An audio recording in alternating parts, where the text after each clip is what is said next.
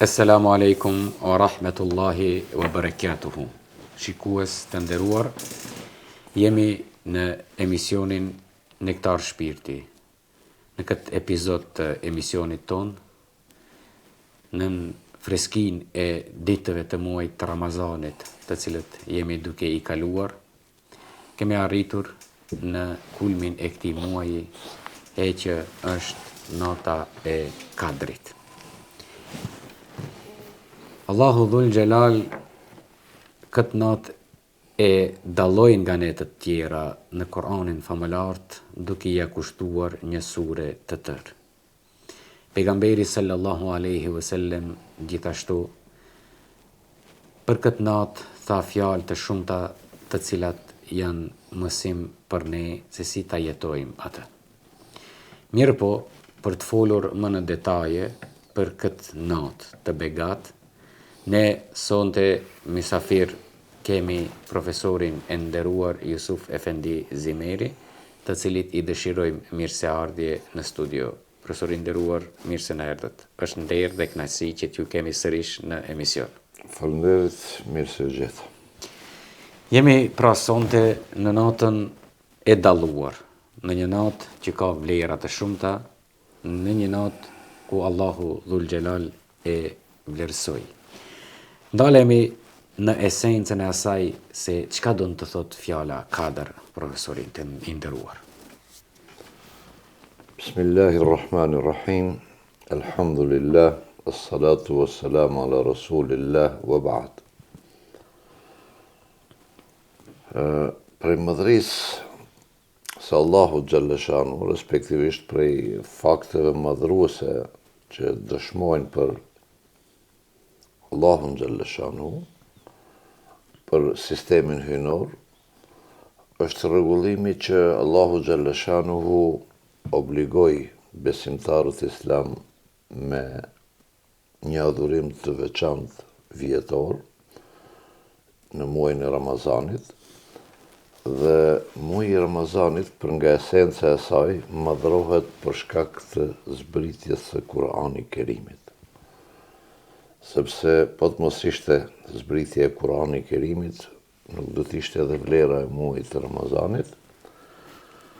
Dhe brenda muajit të Ramazanit, Allahu Gjallëshanu dalloi një natë e cila njihet ose emërtohet edhe në Kur'anin Kerim me nata e Kadrit, dhe për këtë ka zbritur një sure të Kur'anit Kerimit, Suratul Qadr, ku Allahu Gjallëshanu thot inna anzalnahu fi lejletil Qadr, pra ne e kemi zbritur Kur'anin në natën e Kadrit.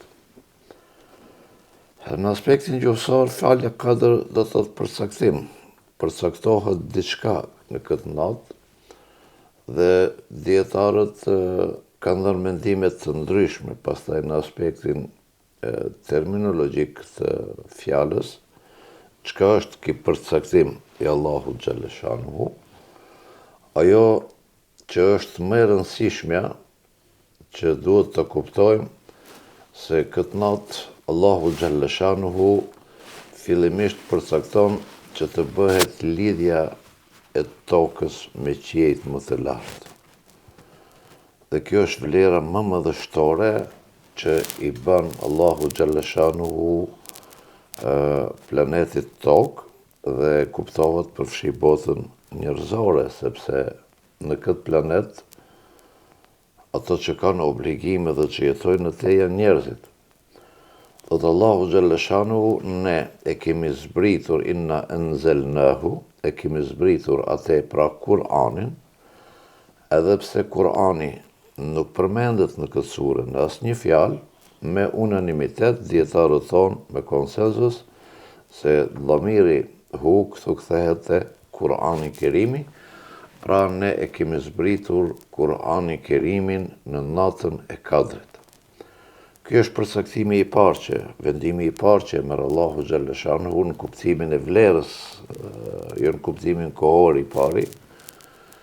Pastaj ka transmetime dhe mendime të dietarëve që Allahu Gjallëshanu këtë natë përcakton edhe disa gjëra në afatin 1 vjeçar deri në vitin tjetër, siç është jeta e njerëzve, furnizimi i tyre, veprat e tyre e kështu me radhë. Ndoshta dikush thot se këto çështje përcaktohen që në ezel, po ajo është, si ta themi, për të kuptuar njerëzit në atë planin global, kurse në ato detajet Allahu xhalla shanuhu përcakton për 1 vit. Pra këto kush sa ka të jeton, cili është furnizimi, cili është vepra, si do të jenë veprat e tij për 1 vit të ardhshëm. Çështja tjetër që kisha dashur ta them këtu kur thash lidhja e tokës me qiejt më të lartë, pra vetë surja flet për zbritjen e Kur'anit Kerimit, dhe zbritja e Kur'anit Kerimit është bërë në 2 forma. Forma e parë, prej levhi mahfudhit deri në qiejt e kësaj toke, është Kur'ani ka zbritur gjumleten wahide, si tërsi. Dhe ndoshta, jo ndoshta, po e sigurt, se ky ajet bën fjalë pikrisht për këtë lloj të zbritjes. Nuk e ka për qëllim zbritjen e Kur'anit prej qiejve të tokës, përmes Xhibrilit besnik deri te shpirti, deri te zemra e Muhammed Mustafas, sepse kjo zbritje, siç e dim gjithë, ka zgjatë 23 vjet. Kjo ka filluar në Ramazan. Prandaj thot dikush, Kurani vetëm ka filluar të zbritet në Ramazan, por nuk ka zbritur në Ramazan. E vërteta pra është se zbritja e parë prej levhi mahfudhit, prej asaj pllakës ku ruhen sekretet që i ruan Allahu xhalla shanuhu, nuk dim edhe ne çfarë ka atje, se atje nuk mund të prek, nuk mund të deporton asnjë krijesë, jo më njeriu, madje as melekët, përveç aq sa lejohet. Jo, aq sa jep Allahu xhalla shanuhu informacione për atë melekëve, prej levhi mahfudhit e deri te qiejt e kësaj bote është bërë zbritje tërësishme e Kur'anit Kerimit. Për ta thot inna enzelnahu, e kemi zbritur Kur'anin natën e Kadrit. Pastaj edhe fillimi i zbritjes në gari Hira, edhe fillimi i zbritjes ka filluar natën e Kadrit, prej qiejve të tokës deri te shpirti, te zemra, te logjika, te mendja, te fiziku i vetë Muhammed Mustafas sallallahu aleyhi wasallam, e cila pastaj zgjat në një periudhë kohore prej 23 vjetëve, varësisht zbritja ka ndodhur varësisht nga nevojat, rrethanat, tematikat, se si janë trajtuar, pra në atë kontekst ka shku edhe zbritja e Kur'anit Kerimit, illa masha Allah, përveç që Allahu xhalla shanuhu kur ka dashur ka zbritur ajetet të Kur'anit ose sure të Kur'anit, edhe pa pas ndonjë motiv, ndonjë arsye në jetën e kësaj bote. Prandaj Allahu xhalla shanuhu i thot në formën pyetëse Muhammed Mustafa sallallahu alaihi wasallam, o ma edrake ma lejletul kadre. Ku e din ti se çka është nata e Kadre? Sepse në realitet këtë nuk e dinte as vetë Muhammed Mustafa sallallahu aleyhi wasallam, sepse zbritja, mënyra e zbritjes së Kur'anit, pavarësisht për cilën zbritje flasim, për atë si tërsi, apo për atë në veçanti, i tejkalon kompetencat e logjikës njerëzore. Është vetëm në ilmin, në dijonin e Allahu xhalla shanuhu, dhe ti nuk e din se çfarë ndodh në këtë natë. Pra i tregon Allahu xhalla shanuhu, thot nata e Kadrit, vetë i përgjigjet Allahu xhalla shanuhu, thot lejletul Kadri khairun min alfi shahr, nata e Kadrit është më e dobishme se sa 1000 muaj, 1000 muaj varësisht prej formave kalendarike se si përkthejmë, diku 83 vjet e diçka, po ajo që është e rëndësishme një jetë mesatare e ummetit Muhammed Mustafas. Pra, nata e Kadrit është më e mirë se 83 vjet, sepse janë 1000 muaj, kjo nuk kupton të jetosh një natë me vlerat e Kur'anit, vetëm një natë, të jetosh me vlerat e Kur'anit është më e dobishme se sa të jetosh 83 vjet i jashtë vlerave të Kur'anit Kerimit. Ky është kuptimi i përgjithshëm, sepse Kur'ani pastaj bëhet udhërrëfyesi, udhëzuesi i jon dhe ngel për besimtarët islam deri në ditën e gjykimit, dhe këto janë ato aspektet që i trajtojnë dietarët për vlerën e kësaj note. Pra, por vlera kryesore që unë mendoj është, ta themi, lidhja, kontakti i njeriut me shpalljen, me vahjin, lidhshmëria e krijesës me krijuesin e tij.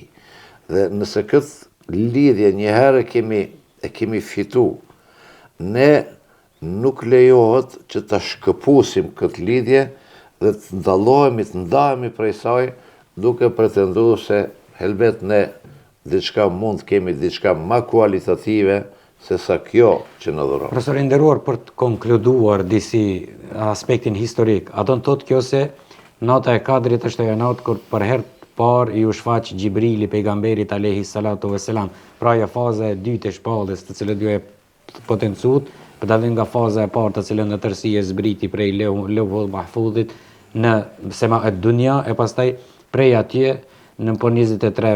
Do me thonë, mund të konkludohet edhe mund të përfundojmë se në natën e Kadrit për herë të parë Xhibrili në shpellën Hira ju shfaq pejgamberit alayhi salatu vesselam.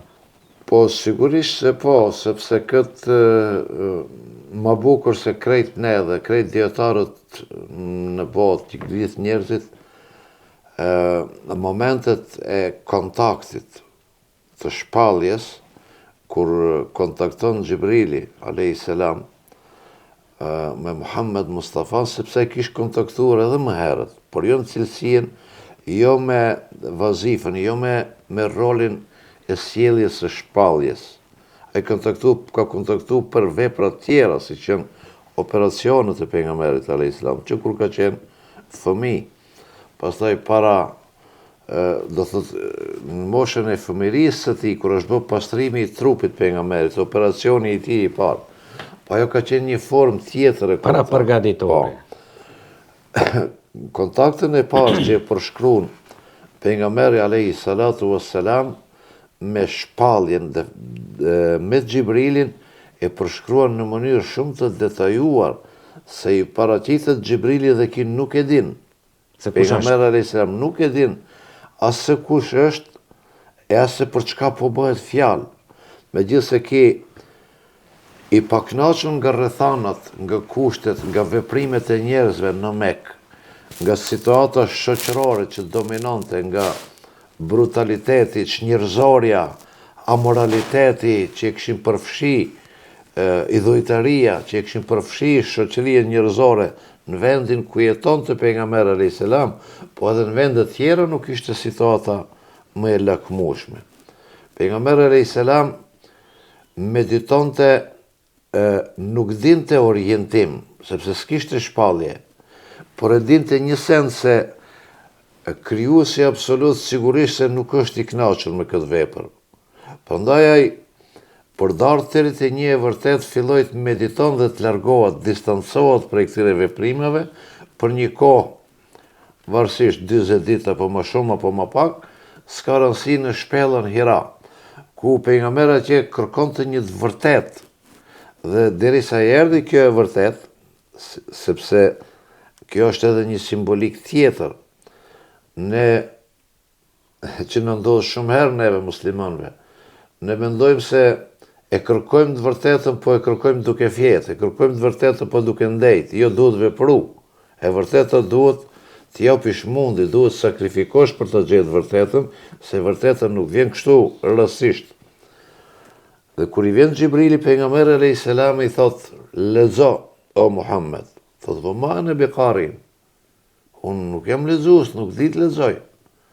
Pastaj përsëri i thot lexo dhe herën e tretë me 5 ajetet e para të surës Al-Alaq, Ikra bismi rabbika alladhi khalaq, lexo, studio, mëso me emrin e Allahut ton. ti nuk ke mundësi të lexosh, ti nuk din të lexosh, por kur të lidhesh me fuqinë absolute, me urdhën e Allahut, me emrin e Allahut, do të mundsohet që ti të flasësh, që të lexosh atë çka të lexoj, atë që ta them unë pra.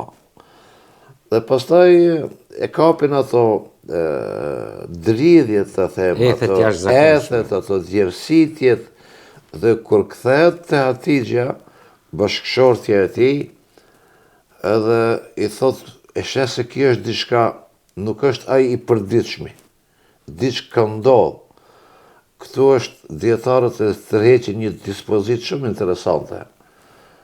Hatixha, posa hyri pejgamberi alayhis salam dhe ra në shtratin e tij, në vendin e tij, nuk e pyeti për asgjë, e mbuloi dhe e la të qetë të pushonte. Nuk ju vërsur pejgamberi, më thon kukuçi, çka të ka ndodhur, çka u bë me ti, pse ndodhi kjo?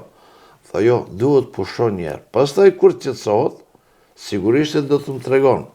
Kjo është një moral i lartë i femrës islame, që bashkëshortët e tyre në rastet të tilla nuk duhet të vërsulen. Pse u bë, çka ndodhi, si ndodhi?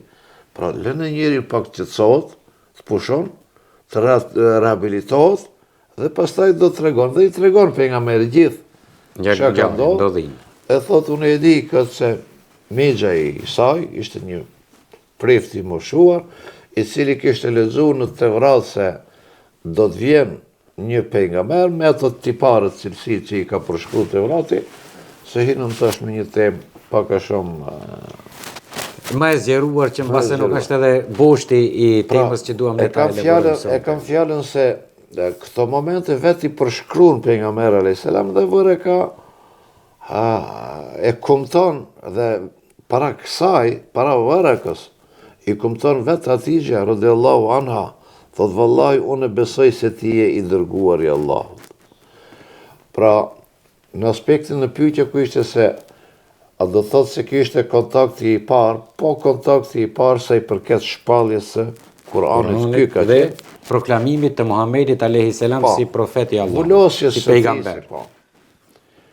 Dhe pastaj ka vazhduar kjo për një periudhë të gjatë, derisa Nëse profesor, ne besoj se do të kemi edhe rast tjetër për të diskutuar këtë çështje. Mirë, po ajo që neve na intereson për këtë natë është që t'i japim disa këshilla besimtarëve lidhje me domethënien dhe vlerën e kësaj nate. Domethënë pejgamberi alayhis salatu wassalam për këtë natë domethënë thatë që ta kërkoni në 10 ditët e muajit të Ramazanit në netët tek. Edhe pse pra ka diskutime dhe hulumtimet të shumta të dietarëve islam në lidhje me ata se kur ndodh nata e 4-rit, edhe stilistët e Kuranit, pastaj duke marrë parasysh numerologjinë, e cila buron nga vetë Kurani, e cila është një mrekullie shumë anshme, pastaj konstatojnë se nata e 27 ka gjasa më të mëdha që të jetë nata e Lejletul Kadrit. Këtu në këtë aspekt diçka nëse ka mundësi, për arsye se vetë ajo që Allahu e tha se është më e vlefshme se një muaj dhe pejgamberi alayhis salatu wassalam që tha se ngriteni natën e Kadrit me adhurime të shumta, me lutje drejtuar Allahut dhul xhelal, ju intereson besimtarëve që ta dinë se kur është ajo natë që ata pastaj për kushtimin e tyre ta kahzojnë apo ta drejtojnë në atë që ta arrijnë në vlerën e kësaj nate. Fillimisht ajo që është e vërtetuar me argumente të prera, pra me Kur'an, po dhe me Sunet, po është me Kur'an, është se zbritja e Kur'anit është bën muajin e Ramazanit. Shahru Ramadan alladhi unzila fihi al-Qur'an. Muaji i Ramazanit është muaji në të cilin ka zbritur Kur'ani. Nata e 4-rit, në bazë këtij ajeti dhe ajeteve tjera, se thash nuk do të mund të elaborojmë gjithë një nga një, japin me argumentu se fillimi i zbritjes së Kur'anit Kerimit ka ndodhur në muajin e Ramazanit dhe pikërisht vlera e Ramazanit bëhet për shkak të zbritjes së Kur'anit Kerimit. Se kur është kjo nata e 4-rit, thot pejgamberi sallallahu alaihi wasallam, kërkone natën e 4-rit, kërkone në 10 ditëshin e fundit, pra të muajit të Ramazanit, në netët teke. Pra nata e 21, 23, 25, 27, 29. Njëna prej këtyre 100% është. Pse nuk e dim, çfarë i ka kushtu, pse e mbajti këtë sekret Allahu Gjalleshanu, ose e mbajti këtë sekret madje edhe vetë pejgamberi alayhi salatu wassalam, nuk ta kishtë definua, si që ka definu se në muajin e Ramazanit ka zbrit Kuranit, në kishtë të regu edhe me ajet se nota e 4 është nota e 27, apo ku e di unë, kështu në mënyrë të prerë. Sepse këtu, kjo i nxit besimtarët islam për ta kërku këtë natë. Dhe nëse besimtari, në bazë të hadithit pejgamberit se duhet të kërkojnë natën e 4, pra kënaqësinë e 4, në netët teke të 10 ditësh të fundit, besimtari islam e kërkon natën e 21. Është apo nuk është nata e 4? S'ka rëndësi. Kërkimi, përpjekja e tij për të arritur kënaqësinë e natës së 4 te Allahu Gjalleshanu regjistrohet sikur të kishte qenë nata e 4. Pastaj do të kërkon natën e 23. Pastaj 25, 27, 20. Në krejt këto net, kur ti e kërkon natën e 4, këto netët e fundit, kur ti detyrimisht e ke qëllu, por shpërblimi është i shumë fishuar, i 9 fishuar, ose i 10 fishuar në aspektin kohor, sepse këtu, edhe pse nata e 4 thot netët tek, po kur marrim parasysh fillimet e muajeve, se ndonjëherë kur ne mendojmë se natë, për shembull televizit e Hanës, kur ne mendojmë se është nata tek, ajo mund të jetë çift, dhe ne e kërkojmë. Pra, në këto 10 net të fundit, besimtari islam e kërkon 10 net për të shumë fishuar adhurimin, pra. Kjo është një formë nxitje, kjo është sekreti asaj që Allahu Gjalleshanu, Allahu Alem, ai e din më së miri, pse e ka lënë sekret ose nuk u ka definuar as pejgamberi eksakt, edhe pse ka shenja të cilët japin me kuptu se nata e 4 me gjasën më të madhe, është nata e 27. Për po kur me që thot pejgamberi me nësame Lejletul Qadri, me nësame Ramadana, vë kame Lejletul Qadri, ha që agjiron Ramazanin, dhe falë namaz natën e 4, këto është namazi i taravijës, namazi i natës, dhe kërkon dhe falë namaz natën e 4, imanin vë ihtisaben, imanin me besim se sëndë është nata e 4. Jo me dyshim. Pra nëse sëndë ti e ke kërkuar, ti duhet të kesh bindjen tënde se sëndë është nata e 4. Jo po dyshoj dhe të kry, nuk ka, se një badat e dyshimet nuk lejon. Duhet të kesh bindje se sëndë, imanin vë ihtisaben. Me bindje, me besim se sënda është nata e 4, dhe duke shpresuar që t'ja kish qelluar. Jo, duke shpresuar shpërblimin nga në Allahu Gjalleshanu. Nuk është të shpresimi se e ke qellu apo jo. Se ti tham imanin ti ke besim me bindje se është ajo. Dhe ti e bën atë vepër se ajo është sënde. Dhe me shpresë te Allahu duke shpresuar për shpërblimin nga Allahu Gjalleshanu. Dhe këtë e përsëri 10 net. Përveç veprimit që e ke shumë fishu, gufira lehu ma të qaddama min dhanbi, i falen mëkatet. Dhe ti në këtë rast, jenë në nivelin më të lartë sigurisë se e ke përjetuar natën e 4. Sepse nëse e kërkon vetëm një natë, nuk e ke fazën e sigurimit shumë të lartë. Kur e bën çdo natë, 10 net, ose 9 net, varësisht prej muajit, ti më vesh je i sigur se je në fazën më të lartë të sigurisë dhe i ke shpresat bindje. E ke bindjen më të madhe se ja ke qellu natën e 4. Po dhe e ke bindjen se Allahu Gjalleshanu është problem, sepse është garanti këtij shpërblimi kush është? I dërguari i tij, pra pejgamberi sallallahu alaihi wasallam.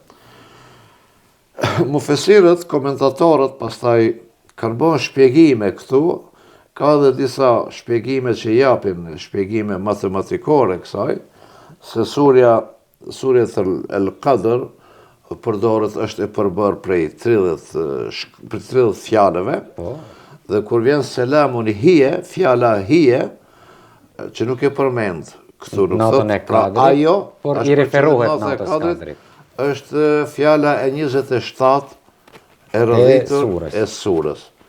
Pastaj thonë se fjala Lejletul Qadr ka 9 shkronja, përsëritet 3 herë në këtë sure, kur vjen herën e 4 për mos me e thim mrekullien kuranore, fjala hije, se ka mund tjetë selamun Lejletul Qadr, por Allahu Gjeleshanu për mos me e thim mrekullien, thash këto që merren me këtë thonë, përmendet 3 herë Lejletul Qadr, ka 9 shkronja, kur pjestohet 9 me 3 në del me kuptu se është nata e 27 Ramazanit. Por kjo nuk do të thotë se ne, si besimtar, duhet ta përkufizojmë këtu dhe nuk ban tjetër. Dhe me thonë pikë nuk ka, gjithmonë një besin 3 pika dhe një presje. Gjithmonë është ajo që garancia më e madhe është ta kërkojmë çdo net. Siguria më e madhe në 10 ditëshin e fundit të Ramazanit. Gjithë një 10 ditëshin e fundit, 10 netëshët e fundit me theks të veçantë në netët tek. Si shkon 10 ditët e fundit, pastaj e specifikon edhe pak pejgamberi në netët tek, dhe pastaj vinë argumentet tjera më të specifikume se 27. Por gjithmonë do të më shku të shkosh ma e sigurta. Ma e sigurta. Me thonë është 10 ditëshi i fundit. Profesor i nderuar, si e dallon të pejgamberi alayhi salatu vesselam natën e Kadrit? Këtu hadithi që në transmeton për këtë është hadithi Aishës radhiyallahu anha, e cila e pyetje konkrete pejgamberin alayhi salam, thotë ja Rasulullah, sikur ta dija ose kur të bëj, kur formoj bindje se sante është nata e Kadrit, ma dhe e kulu fiha, çka duhet them? Pejgamberi alayhi salam i tha një fjali, i mësoi një fjali, një lutje, është shumë e shkurt në kuptimin e fjalëve, është shumë e gjerë në kuptimin e saj esencial, dhe i tha, o Aisha, thuaj, Allahumma inneke afuun kerim, tuhibbul afwa fa'fu anna. Tha, o Zoti im, ti je falës, ti je fisnik, falës dhe fisnik. Tuhibbul afwa, dhe përveç se je falës, ti e don falje. Atëherë më fal edhe mua. Dhe në kuptimin e kësaj, nëse arrin ti të pranohet lutja jote, që Allahu Gjeleshanu të falë çfarë kërkon tjetër më shumë. Po pejgamberi alayhis salam kryesisht në netët e Ramazanit, po 10 netëshin e fundit, e ka bërë me një veprim specifik që në xhamatet tona është tërësisht e harruar. Ajo është itikafi. Ku ka hi pejgamberi 10 ditët e fundit Ramazanit? Po në itikaf është mbyll pejgamberi alayhis salam në 10 ditët e fundit pikërisht për ta gjetur natën e Kadrit, jo për ndonjë qëllim. Cili është hukmi sheriatik i itikafit? Është sunet i fortë. Është sunet. Dispozita e itikafit është sunet që të ne nuk praktikohet. Trevat tona nuk di ndonjë rast.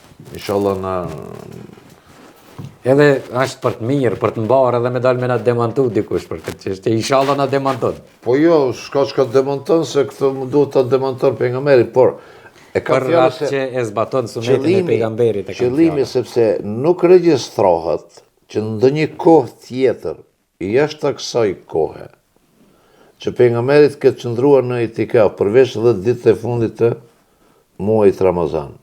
Një Ramazan nuk ka mund me qëndruar për shkak të angazhimeve të tij, e ka bën kaza ditët tjera.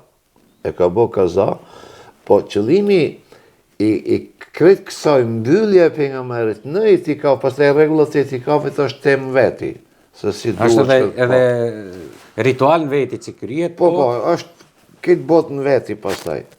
Po pejgamberi, qëllimi i mbylljes pejgamberit në itikaf ka qenë për të arritur vlerën e natës së Kadrit. Pra një prej manifestime. Pastaj ne themi dhe dëgjojmë edhe xhallarët kur thuan se madje këtu ka edhe një keq kuptim, që duhet ta them edhe këtë, patjetër. se pejgamberi alayhis salam e ka shtuar namazin e natës në 10 ditë e fundit dhe i ka nxit muslimanët që ta shtojnë namazin e natës. Dhe argumentojnë me këtë se pejgamberi namazit e natës e ka falë në xhamit pejgamberit alayhis salam. Dhe unë po parashtroj pyetjen. Nëse pejgamberi alayhis salatu wassalam ka qenë në itikaf në xhami dhe është falë namaz nafile, ku ka mund të falë namaz nafile të natës përveç se në xhami? Kur ai ka pas të ndaluar sepse itikafi të ndalon daljen nga xhamia pa nevojë. Nevoja të domosdoshme. Pra, a ka falë namaz natën në xhami pejgamberi alayhis salam? A ka falë në xhami namaz natës, ai ka falë gjithnjë. Po? Edhe jashtë Ramazanit, por ka falë në dhomën e tij, në shtëpinë e tij, jo në xhami, jo publike. Pra argumenti se pejgamberi ka falë namaz natën në xhami dhe ne duhet të pasojmë këtë sunet, duke grumbulluar xhamate, është i pavlefshëm në formën e argumentimit.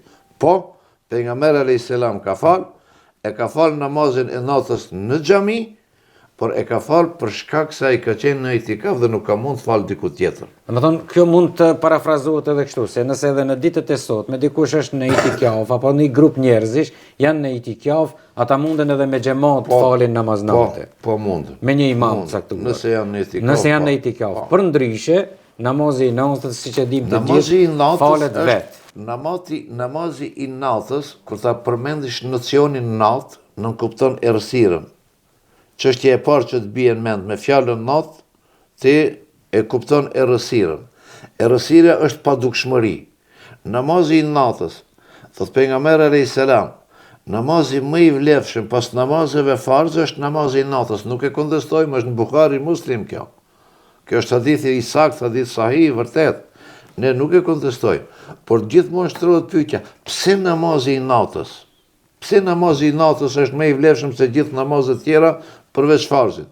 Sepse është larg syve të opinionit, është larg mendimit, është larg riajes, sifaqësisë. Dhe ky namaz është pikrisht për këtë arsye. Më i preferuar dhe më i dashur. Nëse ne e bëjmë publike, kjo nuk është më namaz natë.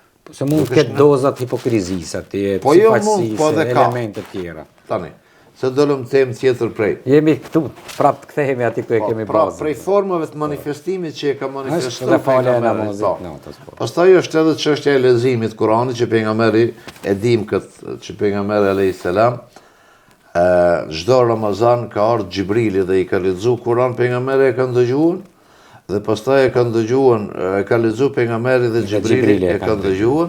Kësaj terminologjinë e xhamateve tona që në Ramazan lexojmë mukabele në xhamia, mukabele është infinitivi i llojit tretë të foljes, mukabele, kur janë ballë për ballë.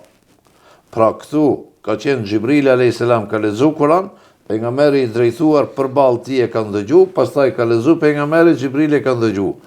Mukabele që i lexojmë ne në xhamia, imami ose hafizi ose kushdo që të del para xhamatit dhe është përballë xhamatit dhe ai lexon Kur'an, xhamati duhet të ndëgjojnë dhe si mosbindjeve të mia xhamati spaku ata që dinë me lexu Kur'an kanë për obligim ta përcjellin me Kur'an hapur. Çel për të arritur sevapin e dyfishuar përveç ndëgjimit edhe shikimit, po dhe leximit të vetëm pasi. Pra këtë forma, çfarë ne duhet bëjmë tash? Ne është mirë që të manifestohet me lexim Kur'ani, është mirë të manifestohet me dhikre të ndryshme, me faljet namazit nafile, me faljet natës, por jo në formë të organizuar, se thash, nafilet nuk lejohet të organizuar. E zauruam me këtë çështje. Pastaj çdo punë e mirë e hajrit është që mund të jetë e bereqetshme, këtë natë, mund të veprohet. Por ne kemi një telash shumë të madh, Isa Efendi, se ne, nuk po them xhamatët, ne, bashkë me xhamatin, është fakti vërtet, ne e duam apo nuk e duam, nuk e di, ne kemi shumë namaze kaza pa fal, namaze të ngelura, namaze për cilët dënohemi, namaze për cilët na pret dënim i ashpër para Allahut xhaleshanu. Prandaj unë apeloj, le të falin namaz natë, nuk jam kundër namazit natës, por mos e harroni këtë fenomenin e namazit të faljeve kaza të cilët i kemi lënë dhe na pret dënim i rrept, kurse namazet nafile nëse nuk falen s'paku dënim nuk kete Allahu Gjellëshanu. Shpërblime nëse e kryen por dënim jo.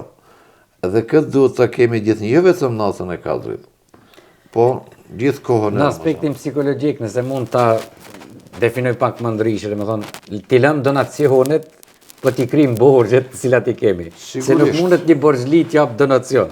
Sigurisht. Ne jemi krijesat të dobta, kemi lëshime të shumta, ne kemi lëshime dhe në ato namazet që i bëjmë. Po sa e sa namazet tjera kemi të pangelura, kjo sipas asaj që e thatë pra, nën kupton se duhet fokusohen besimtarët në faljen e namazeve kaza. Jo veç në këtë natë, po në këtë natë. Jo, përgjithësi se ne, po vjen turp të them këtë, jemi shumë të pasur në namazet kaza. Ne jemi shumë zënginë sa kemi namazet kaza. Duhet varfrohemi në këtë sferë. Për të varfru, duhet punë e madhe edhe në Ramazan, edhe jashtë Ramazanit. Unë po e kam fjallën se këto netët e Ramazanit, në përgjithësi, duhet të shfrytëzojmë këto momente, sepse vetë pejgamberi e thot, falja e një sunneti brenda Ramazanit, netëve dhe ditëve të Ramazanit, e ka vlerën e faljes e një farzi jashtë Ramazanit. Vlera një namazi brenda e ka vlerën e 70 farzeve jashtë. Dhe kur jemi të këto vlera kohore, kur jemi të këto vlera të cilët në të kohë ku Allahu Gjellëshanu ka hapur amnestien e vetë, ka hapur amnesti, i thot njerëzve urnoni, në ta morë me një, në këto kohë ka që me vlerë, sepse te falja e kaza s'ka një diçka tjetër, përveç se namazi kaza, përveç që duhet falët, pa tjetër, duhet bëhet edhe teube, farz është bëhet për çdo namaz edhe teube. Teubja çfarë është? Nocioni teube është rikthim në bazë. Pra, teube për të pranu, janë kohët më të mira në ato kohë ka shpallur amnestia Allahu Gjellëshanu. Prandaj po duhet të shfrytëzohet. Ose ta kthejmë pak edhe në lëmin e ekonomisë. Nëse jepet një ofertë me lirime të çmimeve, të gjithë vrapojmë. Kurse këtu Allahu ta jep ofertë faljen shpëtimin tënd në Ramazan, të jesh neglizhent në këtë drejtim, është pak si duhet të jesh si goxha i fortë. Pra, unë mendoj se ajo çka është me rëndësi. Ose guximtar për sprapthi.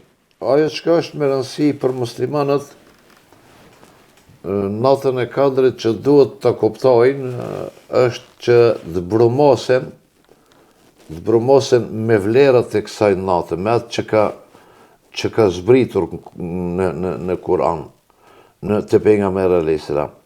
Të brumosemi, ta them pak ma popullor që të besatohemi me shpirtin e Kur'anit, se sande do të vejmë një lidhje të fuqishme për hatër kësaj nate dhe kushtimisht në thojse po e them të japim fjalën dhe besën se do të qëndrojmë pranë udhëzimeve të Kur'anit deri në vdekje inshallah.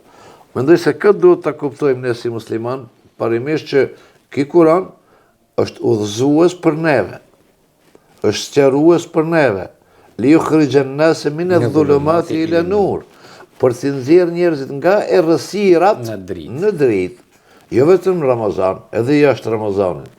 Dhe unë po jep besën fjalës Allahut Gjellëshanu, në mënyrë drejt për drejt e Allahut Gjellëshanu, se unë do të qëndroj besnik në këtë që më ka zbrit Allahut Gjellëshanu me kaq vlera të mëdha.